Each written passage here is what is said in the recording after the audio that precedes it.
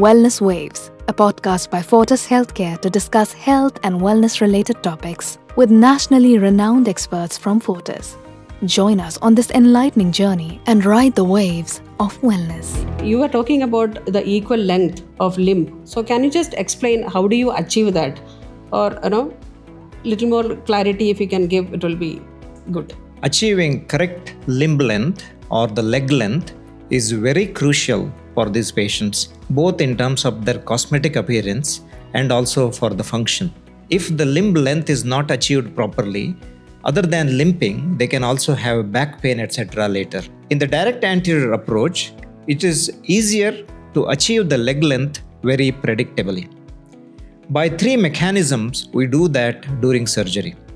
One of the mechanism is because these patients are straight supine on the bed, we can visually check whether the leg length is equal or not.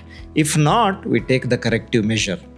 Second mechanism is that we can do an X-ray easily on the supine straight position rather than on the side. So in the supine position, in the straight position, we do the X-ray of both the hips and we compare, we measure, and we make sure that their hip length is equal. Third mechanism is introduction of the robotic technology.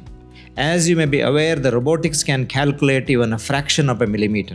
And hence, we calculate their hip using the robotic technology, which makes our job much easier to get the leg length equally. And hence, the latest with this technology, with the direct anterior approach, is its combination, is introduction of the robotic technology. That is great, sir. Lots of information for our viewers about anterior approach of hip replacement surgery now.